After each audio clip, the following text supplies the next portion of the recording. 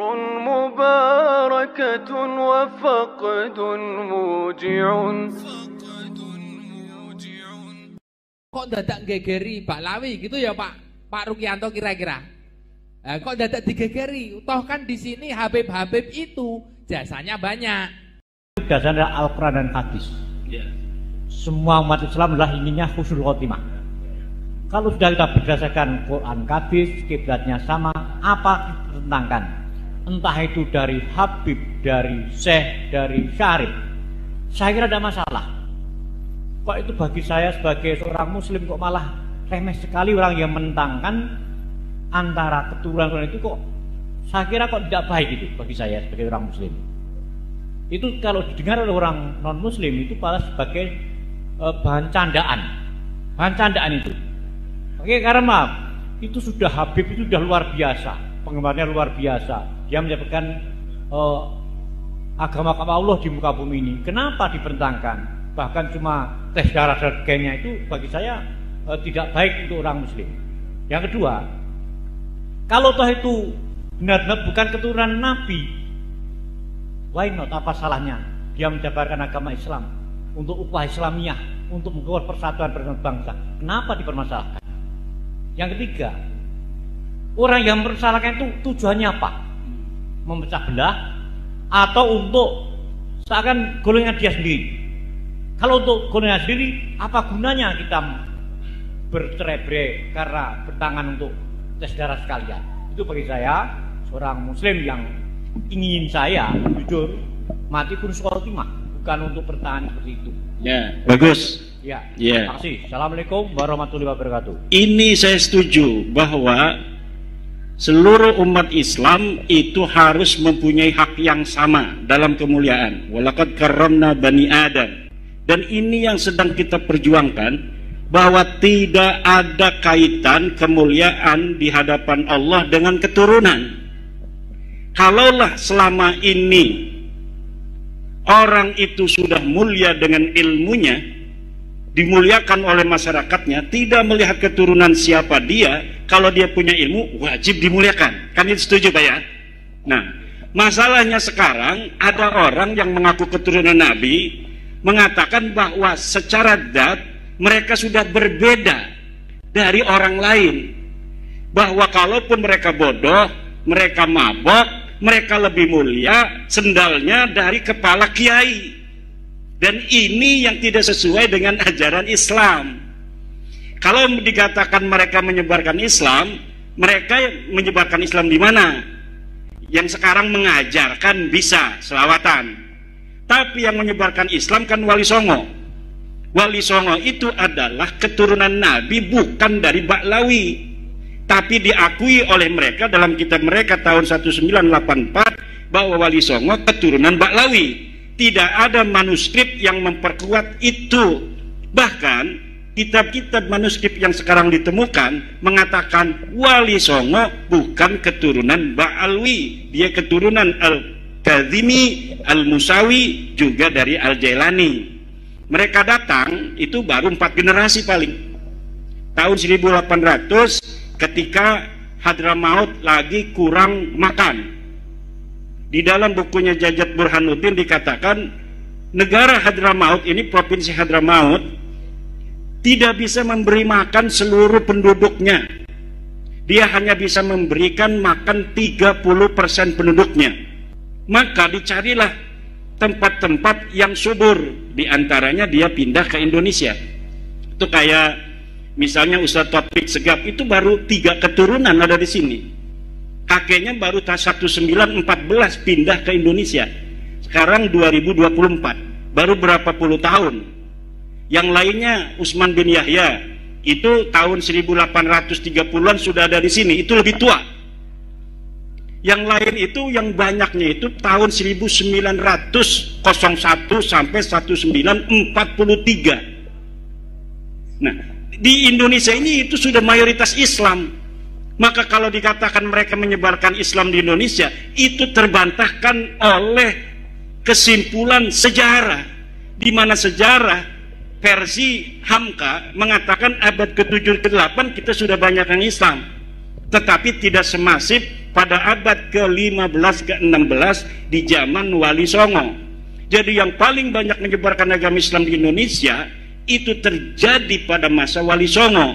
Sebelumnya sudah ada Syekh Bentong, Syekh Hasanuddin di Kerawang, tapi tidak semasif Wali Songo. Kenapa Wali Songo itu berhasil? Karena Wali Songo bukan hanya ulama, juga mereka adalah pemerintah. Oke, Pak Yai. Ini karena mungkin antara penanya dengan panjenengan ada istilahnya cara sudut pandang yang berbeda. Maka sore hari ini masih ada, maghribnya kan masih lama ini. Ini saya jam 5 kurang seperempat, maghribnya jam 6 lebih kan. Itu saya berusaha jadi moderator lah kalau panjenengan semua setuju gitu. Jadi biar penanya ini puas. Mungkin dalam pandangan saya yang ditanyakan penanya ini, kok dadak gegeri Pak Lawi gitu ya Pak Rukianto kira-kira. Kok dadak digegeri? Toh kan di sini Habib-Habib itu jasanya banyak. Ada Habib No, ada Habib Syekh, ada Habib Novel, di sini ada Habib Soleh Al-Jufri. Di kampung ini pun ada almarhum Habib siapa? Soleh tapi bukan Al-Jufri, Baharun. Jadi jasa mereka itu banyak walaupun belakangan. Di sini ada ulama namanya Syekh Hasan Tafsir, wafatnya 1911. Habib Baharun datang baru kemarin sore, kebetulan sudah wafat. Habib Soleh Al-Jufri datang di sini tahun 2000. Anak saya yang dongani, yang akikoi Habib Soleh Al-Jufri. Karena beliau memandang mungkin dadak digegeri Pak Lawi ngopo wong ning kene wis dakwah kok. Kira-kira gitu Pak Rukianto ya. Nah, ini jawabannya gitu Pak. Monggo jawaban jenengan bagaimana gitu. Ya, jawaban saya adalah kalau menyebarkan pertama kali tidak. Karena yang menyebarkan pertama kali adalah kalau beliau itu ngomong menyebarkan. Menyebarkan dalam pengertian pertama kali menyebarkan Islam di Indonesia tertolak. Karena sejarah tidak mengatakan seperti itu. Kalau mereka dari sejak pertama kali datang ke sini, kemudian karena mereka pinter, kemudian ngajarin agama, bisa. Kebetulan baik orangnya, alhamdulillah. Tapi ada ajaran-ajaran, doktrin-doktrin, lihat di YouTube bagaimana dari keluarga Ba'alwi ini ada yang mengatakan kalau tidak menjadi muhibbinnya Ba'alwi tidak akan dapat syafaat Nabi. Ya betul, saya juga diancam gitu ya. Karena kalau kita bicara nasab, ya nasab itu tadi berita itu mahtamala sidqa wal kadhiba. Dia bisa benar, bisa salah. Dan saya dapat membuktikan Pak Rukianto bahwa nasab mereka itu salah. Nasab mereka tertolak. Dia bukan cucunya Nabi. Kalau mereka itu ulama, kita wajib hormati. Bukan karena dia turun Nabi, karena ulama. Karena memberikan manfaat untuk masyarakat sekitar. Ngajarin ngaji, ngajarin kitab. Tapi saya belum lihat ada Habib yang ngajarin kitab. Baca Fathul Mu'in misalnya. Ada juga selawatan, ceramah. Termasuk Abah Lutfi. Belum pernah saya melihat beliau baca kitab kuning. Yang ada adalah ceramah. Maka kalau ketika ada yang nanya sama saya, Abah Lutfi itu ulama bukan? Bukan. Tapi dia penceramah. Kenapa? Karena ulama harus bisa baca kitab kuning. Syarat ulama itu mampu membaca kitab kuning sebagai satu syarat utama orang memahami agama. Bagaimana orang tidak bisa baca kitab kuning mampu memahami agama dengan benar? Paling dia dapat mendengar dan dapat membaca dari terjemah. Kalau dapat mendengar dan dapat membaca dari terjemah, itu tidak bisa istimbat. Kenapa? Karena Al-Quran berbahasa Arab, Al-Hadis berbahasa Arab. Cara memahami Al-Quran dan hadis itu hanya bisa dipahami oleh dia yang baca kitab kuning. Santri Lirboyo, santri Peloso, santri Sidogiri, santri-santri pondok pesantren salaf. Yang bisa memahami agama dengan benar hanya ulama. Siapa ulama? Syarat pertama harus baca Fathul Qorib, Ihya Ulumuddin. Nah itu yang kita sekarang sedang melawan doktrin-doktrin itu. Melawan itu bukan marah. Kalau marah itu nggak ada arah.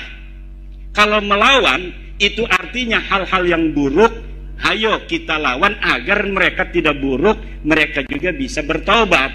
Ayo kita sama-sama bangsa Indonesia seuyunan, semuanya pun bisa menjadi mulia. Siapa saja bisa menjadi ulama, siapa saja bisa menjadi wali, siapa saja bisa masuk surga. Tidak mesti dia harus jadi Muhyiddin yang Ba'alwi, dia harus bisa masuk surga baru. Tapi siapapun yang bertakwa kepada Allah, dia yang bisa untuk merasakan nikmatnya surga. Allahumma Ini sholli ala ajaran Muhammad. para kiai. Pak Rukianto sudah ya? Sudah ya? Berarti bet.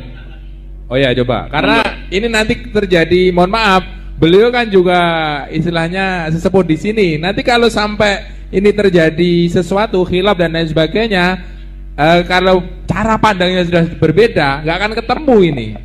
Karena begini, Pak Rukianto, kenapa saya mengatakan tes DNA sekarang-sekarang? Dulu enggak, ini sudah setahun 7 bulan, saya tidak ngomong-ngomong tes DNA, karena ketika sudah kita ungkapkan kebenaran melalui kitab, melalui sejarah, melalui standar ilmiah yang universal, mereka tetap ngaku ngotot, marah, mencela, mencaci saya, kemudian tetap mengatakan saya turunan Nabi dan kamu adalah begal nasab. Oke, kalau masih kekeh mengaku turun Nabi, ada cara lagi, yaitu tes DNA itu. Kalau sudah benar-benar itu terjadi friksi yang diametral, tidak ada penengahnya, hakimnya ada, yaitu tes DNA. Dan ini kalau dibawa ke negara, ujungnya pasti tes DNA. Jadi ketika terjadi friksi, ta'arud, yang tidak bisa diselesaikan, maka friksi. salah satu-satunya cara adalah tes DNA. Friksi, mohon maaf, friksi ini orang awam nih, friksi belum paham apa artinya gitu. Ah gitu. Ya terjadi perbedaan pendapat. Ah gitu.